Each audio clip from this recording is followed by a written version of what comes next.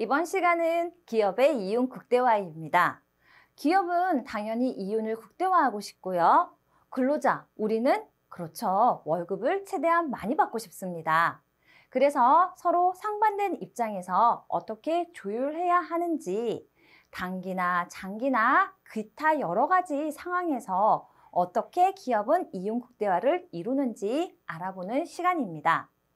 기업이 최대 이익을 받을 수 있도록 장기적이나 단기적이나 장기적으로 결정해야 되는 것들이 있는데요. 우리가 앞 시간에서 이해했듯이 단기에서는 조절할 수 있는 것이 노동밖에 없습니다. 그래서 시험에는요, 노동만 조절할 수 있는 단기에서의 이윤 극대화만 나옵니다. 장기는 시간이 기니까요, 가장 쉽게 계속 공장을 새로 지을 수도 있고 기타 여러 가지 것들이 변화해서 문제를 주어질 때 많은 것을 정해야 된다는 거죠. 많은 가변 요소가 있다고 했습니다. 그래서 참으로 다행히 단기에서의 기업 이윤 극대화를 보는데 도돌이표 단기에서는 노동만 유일한 가변 요소라는 겁니다. 단기적으로 더 많이 만들 때 가장 빠른 것은 노동력을 더 투입하거나 있는 노동력을 연장 근무, 휴일 근무 수당 팍팍 주면서 더 많이 만들어 달라고 요청하는 수밖에 없다라는 거죠. 기업이 생산량 증가를 위해서 노동 투입의 증가만이 가능해요. 이것이 결국엔 단기라는 것이고 단기일 때는 결국 노동만 가변 요소로 작용한다라는 뜻입니다. 노동이 그래서 중요하니까 한 단위의 노동의 평균 생산량을 알 때 더 많이 만들고 싶은 양을 반대로 산출해서 얼만큼 임금, 아니죠. 얼만큼 노동을 더 투여해야 하는지 확인해 본다라는 것입니다. 노동 1 단위당 생산량을 노동의 평균 생산이라고 하는데요. 노동 1 단위라는 것은 저는 설명의 편의상 자꾸 노동 1명, 일하는 사람 근로자 1명당 이렇게 얘기하지만 대기업의 경우는 이 단위를 100명, 1000명, 10,000명으로 해서 그렇죠. 생산량도 틀리고 일 단위를 추가할 때 정말 대기업에서 한 명 더 뽑지는 않을 거 아니에요. 그렇죠? 그래서 편의상 제가 1명이라고 얘기한다 하더라도 일 단위당을 의미하시는구나 라고 찰떡처럼 알아들으시기를 바라겠습니다. 노동의 평균 생산, 1명, 한 단위당 평균 생산은 결국에 총 만들어진 최종 생산물의 양에 얼만큼 들어갔는지를 나눠보면 나오겠네요.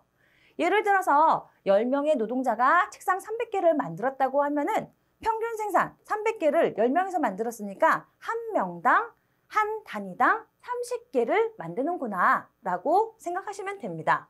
그대로입니다. 아주 간단한 산수 문제입니다. 개념만 아시면. 노동의 한계 생산입니다. 제가 한 개가 들어가면은 한 개가 추가될 때마다 1 단위가 추가될 때마다 얼만큼 증가하느냐, 조금씩 줄어든다. 결국에 어느 선에서는 제로가 된다 라고 얘기를 했습니다. 처음에 1명 한 단위를 추가할 때는 늘어나는 것이 정상입니다. 자, 노동의 한계 생산을 왜 찾냐면요. 지금 많이 만들어야 되니까 1명이라도 더 투입해서 생산물을 한 개라도 더 늘리는데 어느 정도가 되면 더 늘려도 생산량이 0, 늘지 않으니까 기업은 이 지점을 잘 알아야지 쓸데없이 더 인력을 투여하지 않는다라는 겁니다. 그래서 노동의 한계 생산을 파악해야 되는데요.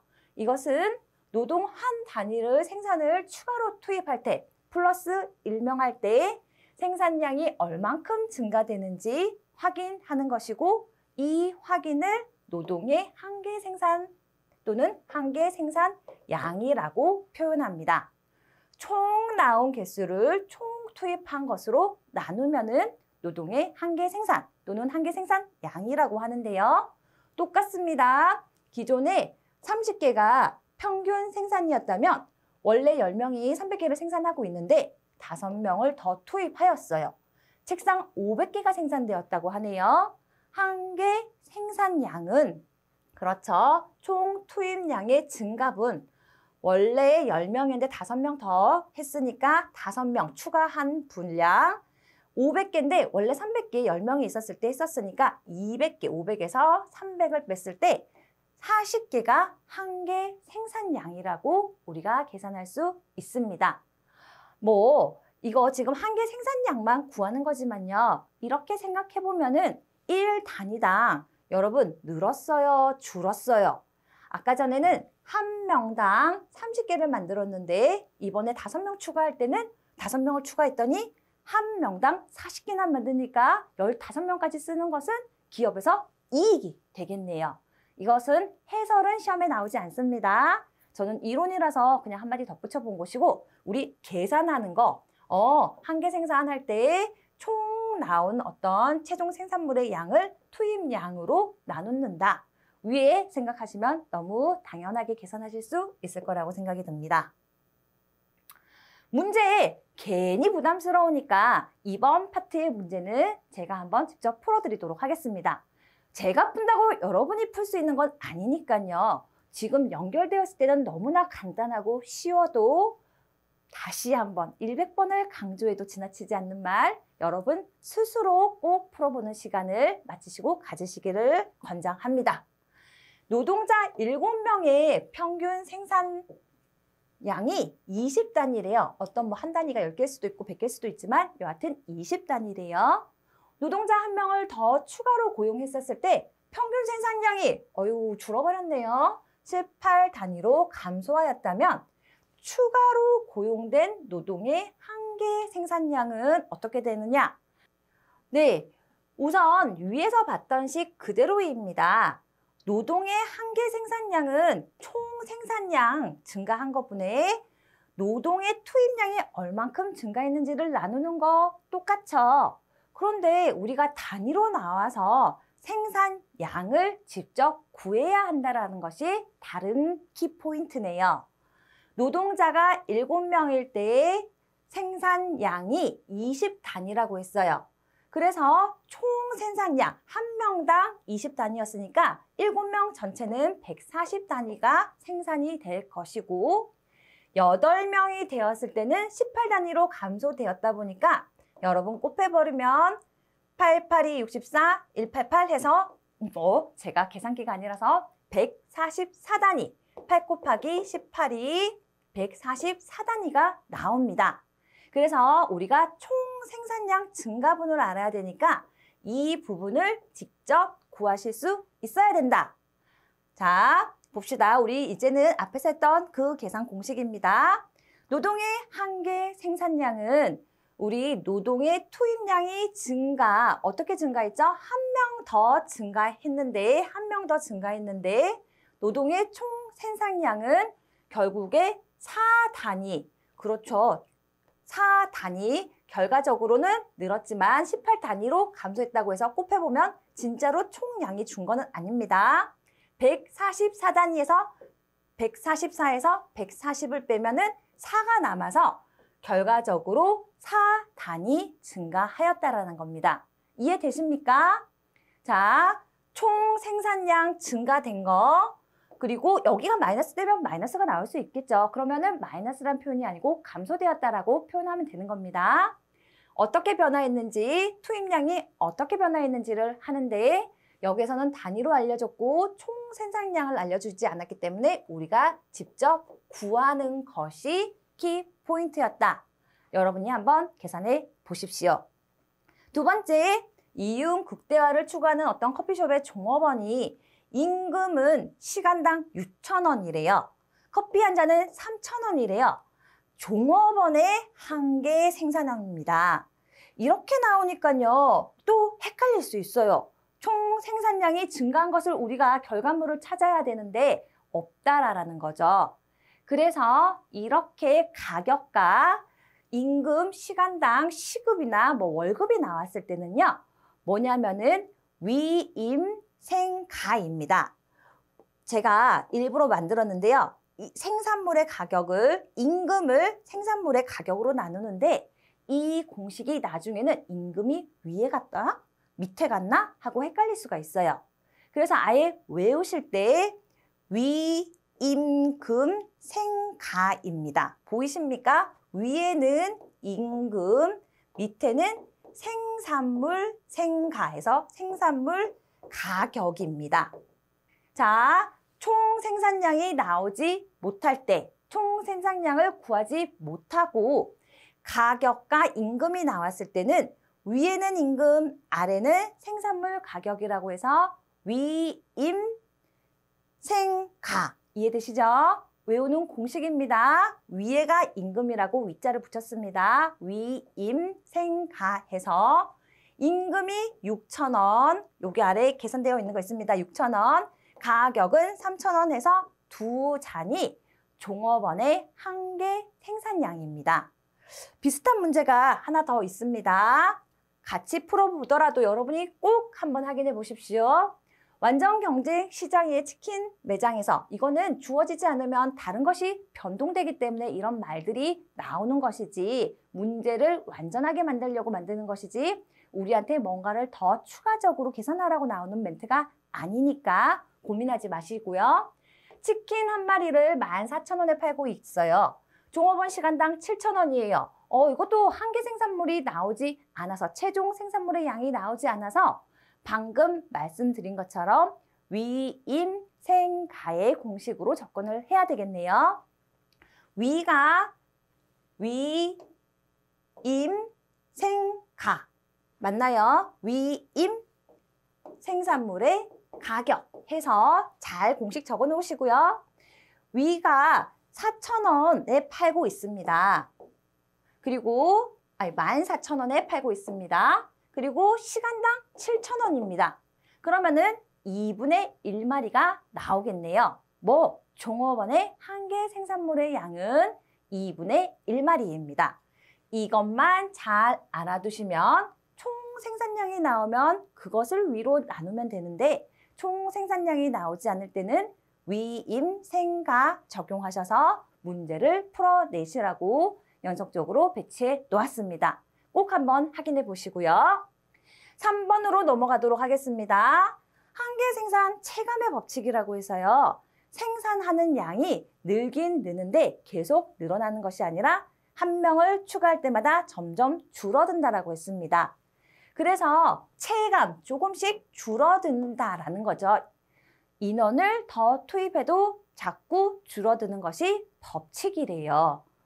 자, 내용은 읽어보시면 아시고요. 그래서 결과적으로 노동의 투입량에 대한 한계 생산이 더 이상 증대 없이 0이 되어 있어요. 추가되는 거, 더 만들어지는 양이 0이 될 때 기업은 이윤이 극대화되고 그럴 때의 양을 우리는 노동의 한계 생산 가치라고 하는데 가치, 돈이죠. 이 양을 생산된 양을 생산물의 가격을 곱했을 때 우리는 생산 가치, 한계 그 지점이니까 한계 생산물의 가치라고 표현합니다. 여러분 처음 맞닥뜨려서 그렇죠. 두 번째 보시면은요. 정말 당연한 소리들의 계산입니다. 자, 0이 될 때를 찾습니다. 왜? 그때가 이윤 극대화이니까.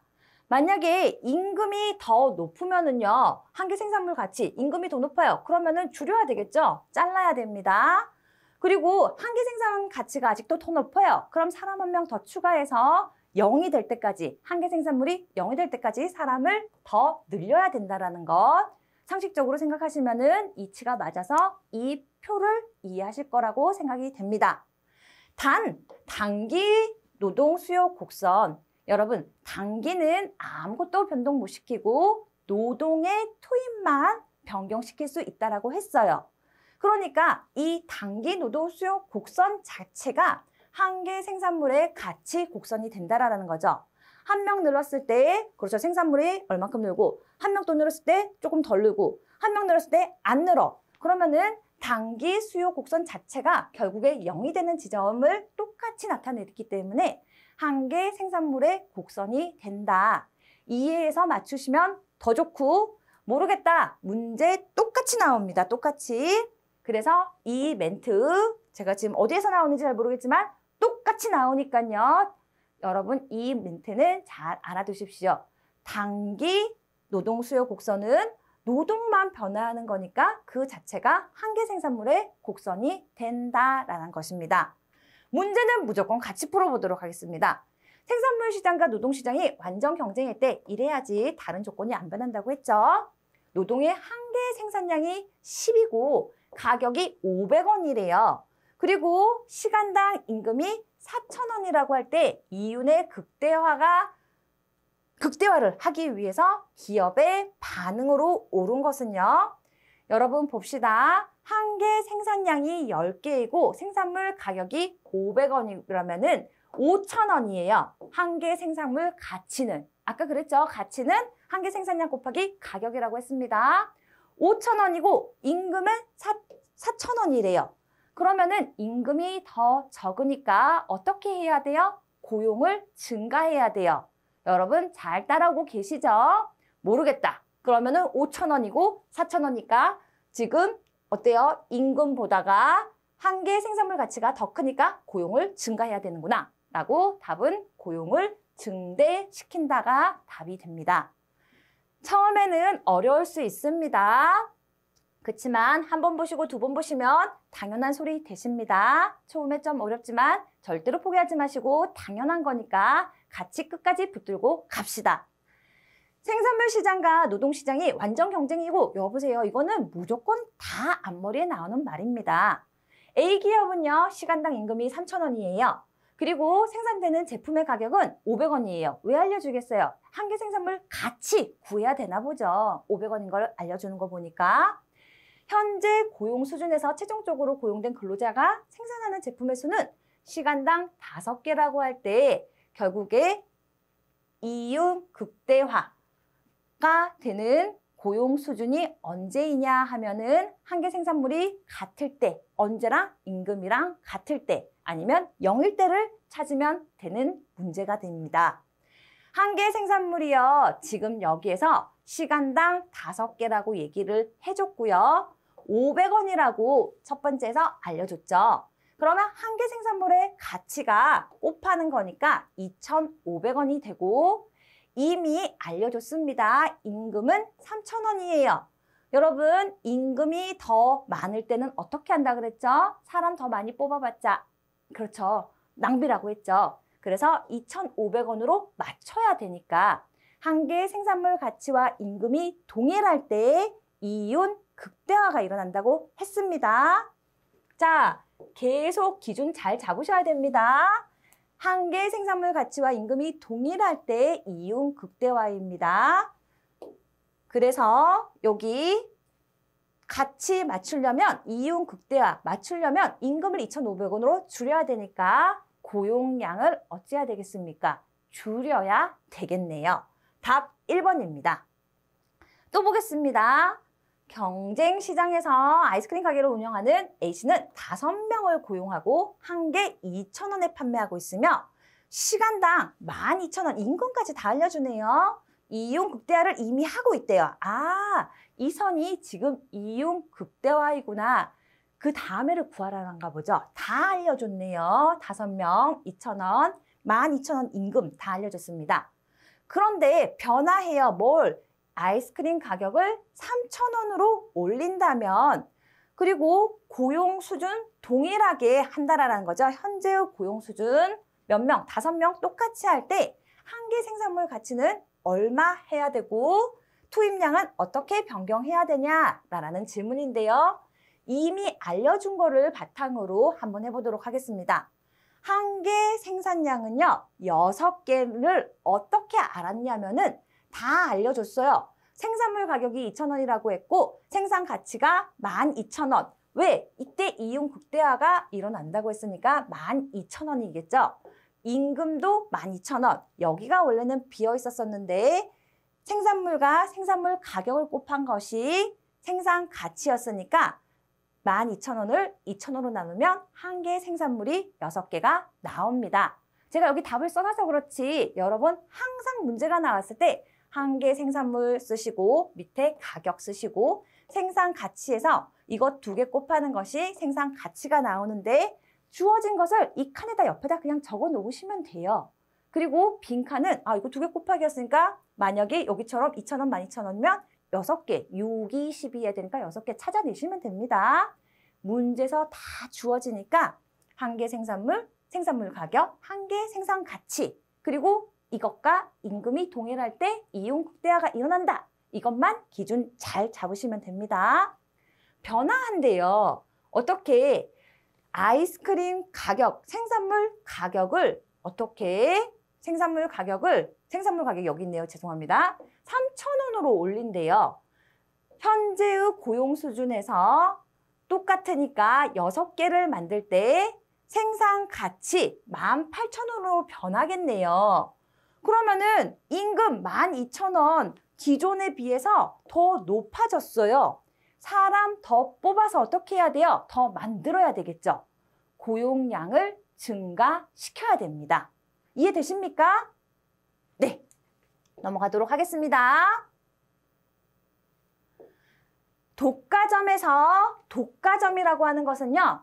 이 물건을 만드는 회사는 지금 A 회사 한 군데밖에 없다라는 거죠. 그럼 독과점은요. 참 좋네요. 물건을 팔면은 다른 회사에선 안 파니까 잘 팔리면은 사람들 많이 쓰고 근로자를 많이 쓰고 어차피 우리 회사밖에 안 파니까 잘 안 팔리면은 사람들을 적게 쓰고 그게 독과점의 노동 수요 곡선이 되겠습니다. 어떤 상품의 공급에 있어서 경제자가 하나도 없는 경우가 우리가 이미 독과점이라고 알고 있습니다. 그럴 경우에 상품의 가격이 일정하지 않고 기업의 생산량에 따라서 달라지네요.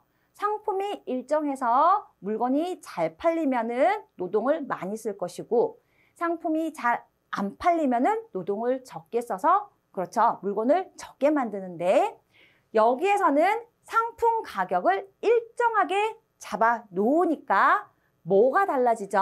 그렇죠. 기업의 생산량이 달라진다라는 것입니다. 이윤 극대화를 하기 위해서 독점 기업의 노동 수요 곡선은 결국에는 한계 수입 곡선. 새로운 용어가 나왔네요. 한계 생산의 반대입니다. 한계 수입은요. 한계 매출이 한 개 날 때는 이익이 이만큼이었는데 2개, 한 개씩 오를 때는 매출이 더 늘어날 수도 있고 한 개 팔 때마다 이익이 얼만큼 나느냐라는 거죠. 그래서 한 개 팔 때의 이익이 100이고 2개 팔 때 이익이 200이고 이렇게 산술적으로 가면 우리가 참 편하겠는데 독과점이니까 잘 팔릴 때 여러분 물건을 많이 못 만들어냈어요. 그러면 비싸게 팔아요? 싸게 팔아요? 비싸게 팔 수 있잖아요. 왜? 독과점 우리만 파니까. 그래서 한 개 팔 때마다 이 이윤의 가치가 달라진다라는 것입니다. 이해되시죠?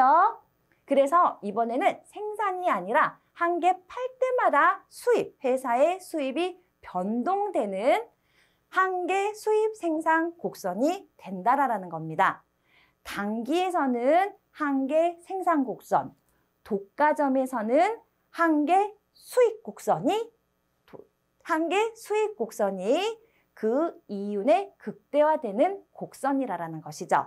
그래서 이 부분도 이것만 알고 계시면 됩니다. 그래프 모르셔도 됩니다. 이 문제로 한번 확인해 보도록 하겠습니다. 독점 상품 시장과 우리 기존에 했던 완전 노동시장에서 기업의 균형 고용 조건은요. 결국에는 뭐가 있을까요? 독과점 상품 시장에서는 한 개 수입 생산과 일치한다. 한 문장만 알면은 문제 쉽게 맞출 수 있어요. 개념이 어려운 것 같아도 핵심줄 이런 곳에서는 가장 기본되는 핵심만 알면은 문제 다 풀 수 있다라는 거죠. 자, 이번에는요. 노동시장이 수요 독점이래요. 이 말은 좀 이질감이 들 수 있겠네요. 독과점은 많이 들어봐서 금세 이해가 되지만 노동시장의 수요 독점입니다. 수요는요. 산다라고 했어요. 기억나시죠? 노동 수요는 산다. 누가? 기업이. 수요를 독점한다라는 것은 우리의 노동력을 한 회사가 다 독점으로 산다라는 거예요. 나는 이 회사도 가고 싶고 저 회사도 가고 싶고 해서 선택할 때는 이 기회에서 나를 뽑기 위해서 우리 회사에서는 1,000원 줄게, 우리 회사에서는 2,000원 줄게 이렇게 노동의 가격이 달라질 수 있는데 나를 쓸 수 있는 수요가 한 회사, 그러면은 내가 제 임금을 정하겠습니까? 기업에서 주는 대로 받게 되겠습니까? 나를 쓰는 곳이 딴 데 갈 수가 없어. 한 곳이면은 그렇죠. 수요 독점일 경우에는 노동의 공급자, 우리는 한 기업만 우리를 쓸 수 있기 때문에 기업이, 수요 독점인 기업이 임의로 시장 임금, 근로자의 임금을 결정하게 된다라는 거죠. 아, 이것도 정말 골 때립니다. 자, 노동 수요 곡선, 일자리 곡선이 노동의 한계 비용에 따라서 결정됩니다.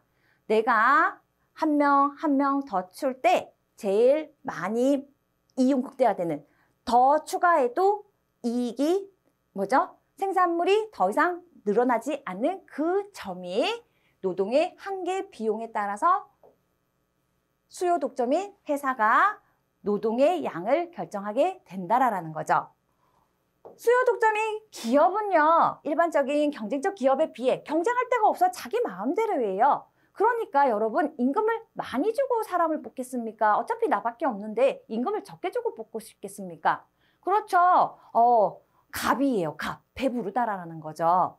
그래서 최대한 임금을 적게 주고 사람을 뽑으려고 하기 때문에, 당연지사겠죠. 그렇기 때문에 이런 상황일 때는 정부가 개입해주면 좋죠. 어떻게? 그렇지만 자유경쟁시장에서 너 어떻게 해라, 규제를 할 수는 없고, 이럴 때 가장 기본이 되는 우리 최저임금 어디 갔나요? 최저임금을 시행하는 것이 우리 노동자에게 유리하다라는 겁니다.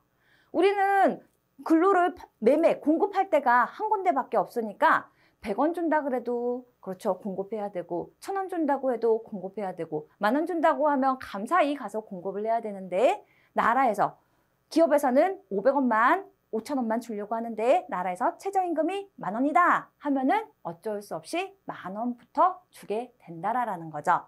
자, 언제 도움이 된다? 다 도움이 되는 것이 아니라 노동시장의 수요 독점일 때 최저임금이 노동자에게, 근로자에게 도움이 된다라는 것입니다. 자, 최저임금 이하로 시장임금을 내리지 못하고 무작정 고용량을 감소시키지도 않아서 오히려 최저임금이 인상되어도 그래도 팔긴 팔아야 되니까 고용이 유지되거나 증가될 수 있다라는 거죠. 이 뒤에 몰라도요, 언제 최저임금이 유리하냐라고 얘기했을 때 수요 독점일 때 특히 더 유리하다라는 거 가져가십니다. 이 문제는 똑같아서 여러분이 보시면 될 것 같습니다. 중고정 비용과 노동 수요입니다. 설명을 들으면은요, 다 맞는 얘기예요. 그런데 제일 처음에 이렇게 타이틀이 탁 나오면은요, 아, 이번에는 또 중고정 비용은 또 뭐지? 하고 부담이 갑니다. 나만 가는 게 아니라 지금 다른 곳에서 시청하는 우리의 동료들, 학우들 다 부담 갑니다. 그래서 이 용어 자체를 이해하는 수밖에 없습니다. 중고정 비용이라는 것은요, 어느 정도까지는 이 비용이 안 움직여요. 그런데 어느 정도 이상이 됐을 때는 움직인다라는 겁니다. 보통은 높아지겠죠? 이런 거예요. 말도 안 되는 거지만 제가 우리 가정을 기업이라고 합시다. 저는요, 우리 아이가 한 명이라도요, 소세지를 한 통 사고요. 우리 아이가 2명이라 그래도 소세지를 한 통 살 수 있어요. 이해되십니까? 왜? 애가 소세지가 먹고 싶다 그러는데 30개 든 소세지를 한 통 샀어요. 30개를 한 번에는 못 먹겠죠? 근데 2명이 있어도 어차피 소세지 한 통 사야 되는 돈은 안 늘어난다라는 겁니다. 어쩌면은 제 애가 3명이 있어도 소세지 한 통으로 해결할 수도 있어요. 그런데 제가 아이를 10명을 낳았어요. 그러면 소세지 한 통 30개 가지고 해결이 되지 않는다라는 거죠. 그래서 제가 소세지 한 통, 물론 우리 가정을 이렇게 얘기해서 이상하지만 기업의 입장에서는 어떤 생산 요소를 한 통 샀었을 때 이것을 최대한으로 활용할 수 있는 노동자를 고까지만 하고, 만약에 10명이었는데 11명 되면 괜히 소세지 한 통을 더 사야 되니까 비용이 한 명 더 뽑아서 소세지 한 통이나 더 사야 되니까 그렇죠. 이윤이 극대화가 아니고 감소가 되겠죠. 그래서 생산, 중고정 비용, 고정되어 있는 그 선에서 최대한 몇 명까지를 활용해야지 가장 이익 극대화가 일어나느냐를 확인하는, 계산하는 곳입니다. 중고정 비용 이해되시죠? 자, 그래서 중고정 비용과 노동 수요, 일자리를 잘 맞춰봐야 된다는 것이죠. 중고정 비용, 노동 시간과 직접적인 관계없이 지불되는 비용입니다. 회사 입장으로 다시 한번 예를 들어볼까요? 회사에서는요, 교육을 직원들한테 시킵니다. 그래서 교육장이 한 50명짜리가 있는데요. 50명이 들어가서 교육받을 수 있는 곳이 있는데 교육을 할 때 어차피 강사라면 그 강의장은 써야 돼요. 50명이 올 때까지는 이건 노동 시간이나 시급이나 다른 거랑 다 상관이 없습니다. 50명이 올 때까지는 다 할 수 있었는데 100명까지도 사실 오전에 하고 오후에까지 하고 다 해결할 수 있었는데 이 강의장 하나로 불편해지는 것은 갑자기 한 150명, 200명이 되면 문제가 생기게 된다라는 거죠. 다른 강의실을 대여해야 된다든지 시간, 다른 날을 할애, 그것을 비용으로 하면 추가적으로 돈이 들게 된다라는 것입니다.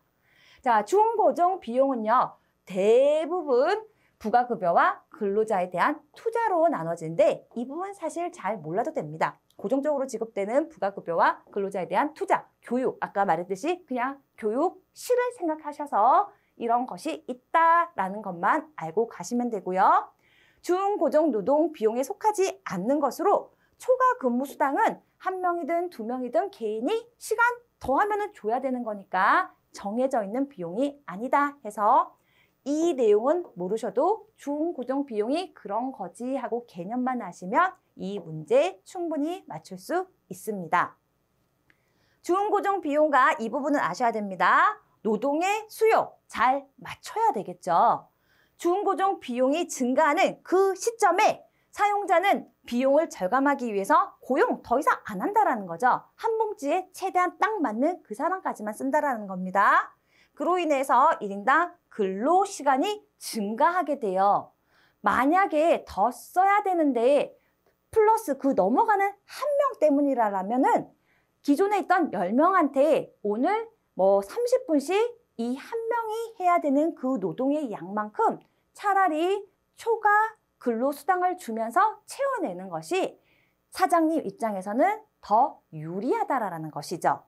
자, 그래서 이것을 중고정 비용이 증가할 때는 사람을 더 뽑는 것이 아니라 어떨 때까지는 늘지 않지만 그 선을 넘기는 그 선에서는 사람을 뽑는 것이 아니라 기존의 근로자에게 야간 수당, 근로시간을 늘려서 해결하려고 한다라는 것입니다. 중고정 비용의 증가와 기업의 고용 수준 또는 근로자의 초과 근로시간에 대해서 미치는 효과라고 하면은요, 고용 수준 더 이상 뽑지 않아요. 계속 뽑다가 그 선이 넘어지면 초과 근로시간, 기존에 있던 사람들에게 초과 근로를 강요하거나 권하게 된다라는 것입니다. 마지막 부분입니다. 노동 수요의 임금 탄력성입니다. 아니, 마지막이라기보다가 마지막으로 정말 중요한 개념입니다. 탄력성 얘기 드렸죠. 탄력성은요, 왔다리 갔다리 탄력적이다, 잘 움직인다라는 겁니다. 우리 입장에서 정말 잊어버리시면 안 됩니다. 근로자의 입장에서 임금이 탄력적이면 내 월급이 왔다리 갔다리 왔다리 갔다리 잘 움직인다라는 거니까 이것도 불리하다라는 겁니다. 여하튼 근로자 입장에서는 탄력성이 나오면 99%다 불리합니다. 기업주 입장에서는요, 당연히 회사의 이익이 잘 안 날 때 탄력적이면, 임금도 탄력적으로 줄 수 있으면, 제재가 없어서 마음대로 할 수 있다면 정말 좋겠죠. 그래서 이 탄력성을 접근할 때는 입장을 잘 생각하시면서 접근하시라는 거 또 강조드립니다. 노동 수요, 일자리, 그 일하는 사람들의 임금 탄력성이란 1% 변화할 때 이렇게 어려운 거 필요 없습니다. 노동 수요의 임금 탄력성이라는 것은 이 임금이 변할 때 노동 수요량, 그러니까 일자리가 얼만큼 변하냐라는 것을 확인하는 것입니다. 그래서 이 공식 임금 탄력성, 임금이 없다 하더라도 노동 수요의 탄력성, 임금 탄력성. 그렇죠. 일자리가 한 개 느는 거나 한 명의 임금이 높아지나 낮아지나 다tum으로 노동 수요의 탄력성으로 일단 표현을 합니다. 감춰져 있는 것은 임금입니다. 임금의 변화율, 노동 수요량의 변화율로 계산할 수 있는데 총 노동 수요량의 변화율을 임금으로 나눴습니다. 이거 확실하게 외우셔야 되는데요. 이해하고 외우시면 좋겠지만 또 막상 시험을 보면은 이해한 것보다가 기둥을 세워놓는 것이 더 편해요. 그래서 우리 알아야 되는 것은 탄력성이 나오면 이번에는 노동 수임입니다. 탄력성이 나오면은요. 위는 위에라는 뜻이고요. 노동 수요, 죄송합니다. 위 노동 수임이라고 했죠. 위 노동 수임입니다. 위 노동 수임 해서 헷갈리지 않으셨으면 좋겠습니다. 제가 기둥을 세운다면서 제가 헷갈릴 뻔했습니다. 우리 마음이 급했어요. 앞에서 같이 한 개 생산물 할 때 위임 생가라고 해서 위에가 임금이고 밑에가 생산물 가격 했던 거 위임 생가와 이번에 임금 탄력성 해서 위 뭐라고요? 노동 수임. 위 노동 수임 해서 꼭 구별해서 확실하게 암기하시길 바라겠습니다. 자, 이것만 잘 알면요. 밑에 나오는 문제 다 거저먹기 식으로 얻어갈 수 있습니다. 가장 쉬운 문제 첫 번째로 제가 배치해 놨습니다. 공식 탄력성은요. 위 노동 수임입니다. 위 노동 수임 밑에는 임금입니다. 노동 수요량이 20% 하락했다면 여기 있네요. 임금이 10% 상승할 때 노동 수요량이 20% 하락했습니다. 위 노동 수니까 수요량이 20% 그리고 임금이 10% 해서 계산을 하면은 2가 나오네요. 답 2.0입니다. 위 노동 수임 계속 제가 강조하는 것은 계속 들어서 익숙해지시라고 말씀드리는 겁니다. 자, 임금이 제가 이번에는 여러분 한번 어렵지만 계산해 보시라고 식을 안 적어 드렸습니다. 이 위의 식을 가지고 여러분 잘 한번 풀어보시길 바라겠습니다.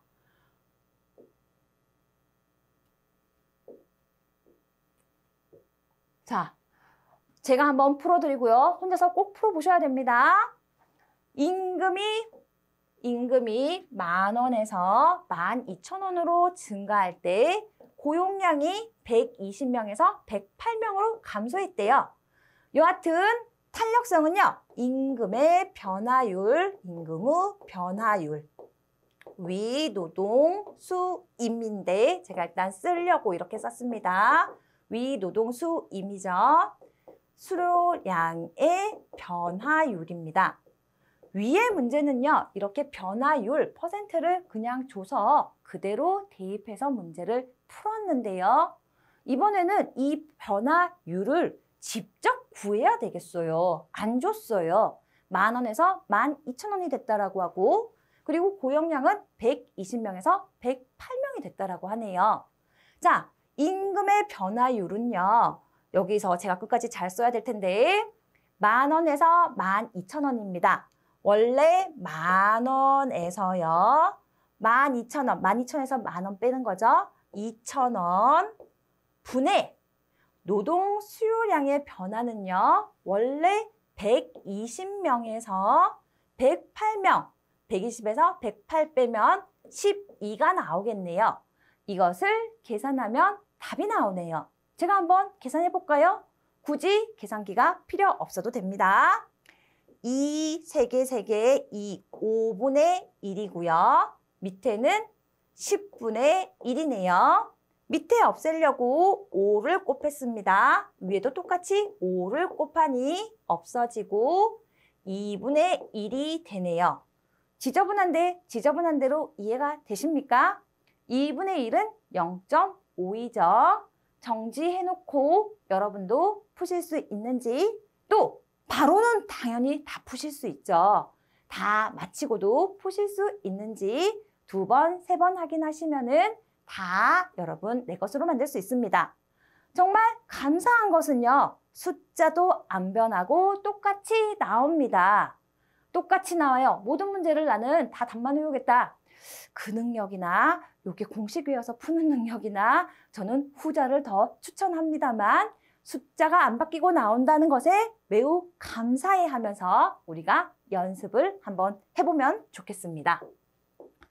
노동 수요의 임금 탄력성, 임금이 왔다리 갔다리 하는 그 왔다리 갔다리 하게 하는 결정 요인이 무엇이냐라는 것입니다.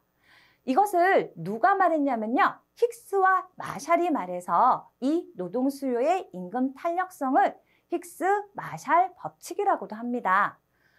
이거 자체가 중요하다기보다는요, 이렇게 말해요. 힉스 마샬 법칙에 맞는 것은, 틀린 것은 이런 식으로 얘기하는데요. 그것은 노동 수요의 임금 탄력성을 나타내는 결정 요인에 따라서 묻는 것입니다. 저는요, 이거 어떻게 얘기하냐면요, 다가 어디 있을까요? 대다수총으로 해볼까요? 대대수총 하겠습니다. 우리는 대대적으로 물청소해야 돼요. 수총. 대대수총으로 사실 아닌 것을 고르는 문제가 나오는데요. 대대수총 가보도록 하겠습니다. 대체 곤란성. 노동 대체 곤란해요. 노동 써야 돼요. 그러면은 임금을 왔다리 갔다리 할 수 있겠습니까? 이 사람 꼭 써야 되는데, 그쵸? 그리고 대체 생산의 공급, 대대수총에서 대체 생산 요소 공급 탄력성이에요. 노동 말고 다른 거 쓸 수 있는데 그것의 탄력성에 따라서 당연히 노동의 탄력성도 변화가 있겠네요. 그렇죠? 그리고 수요, 생산물 수요에 따라서 가격이 변해요. 수요가 많으면은 가격이 올라갈 것이고, 수요가 적으면은 가격이 떨어질 건데, 수요가 적어지면 인건비 많이 안 만들어도 되니까 인건비도 또 떨어지겠네요. 연관이 있다라는 거죠. 대대수총에서 총 생산비에서 인건비가 너무 많이 차지해요. 그럼 사장님 어떡하겠어요? 인건비 대신에 다른 걸로 대체할 수 있는 것을 빨리 개발해서 넣으려고 하겠죠. 그래서 그것도 영향을 미친다라는 것입니다. 노동 수요 탄력성 크기에 영향을 미치는 요인과 거리가 먼 것은 대대수총 아닌 것을 여러분이 찾으시면 됩니다. 그리고요, 이게 만약에요, 이렇게 간단한 문제가 나오지 않고 금방 설명한 것처럼 만약에 최종 생산물의 수요가 탄력적일 때 노동에 대한 이 탄력성이 어떻게 되느냐, 아니면 이 세부적인 거를 물어볼 수도 있다라는 거죠. 그럴 때는 정말 믿고 보세요. 어떻게? 무조건 탄력적이면 탄력적입니다. 높으면 커집니다. 낮으면 낮아. 다른 대체 가능성이 곤란할수록 낮아집니다. 낮을수록 낮아지고요.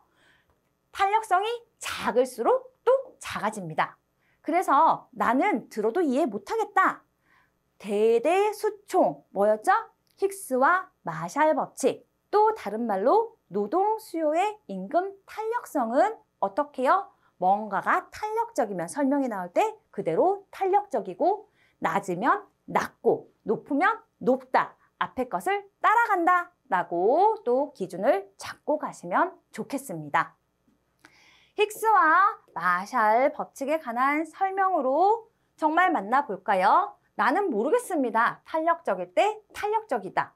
높을 때 높아야 된다. 답이겠네요. 탄력성이 작을수록 탄력성이 작아진다. 그리고 노동의 비용이 높을수록 탄력성은 높으니까 크게 된다.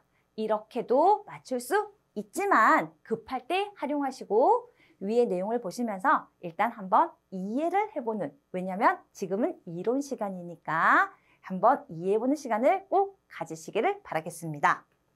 넘어가서요. 노동 수요의 임금 탄력성의 크기입니다. 탄력적인 게 좋다라고 했어요? 나쁘다고 했어요? 그렇죠. 우리 근로자의 입장에서 나쁘다고 했어요. 그것을 꼭 제가 한 10번 얘기했나요? 그래서 꼭 가져가시고요. 그래프상으로도 한번 이해해 보도록 하겠습니다.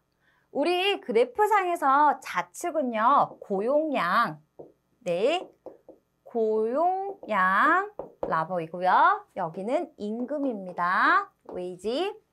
그래서 우리가 예를 들어서 그냥 쉽게 여기가 1이고 한 이쯤이 2라고 고용량 1명이고 2명이라고 한번 예를 들어놓고 이 그래프를 이해하도록 하겠습니다. 여러분, 탄력적인 것은요, 왔다리 갔다리 할 수 있다라는 겁니다. 완전 탄력적이라는 것은요, 정말 아무런 제재도 없이 기업이 자기 마음대로 할 수 있다라는 것입니다.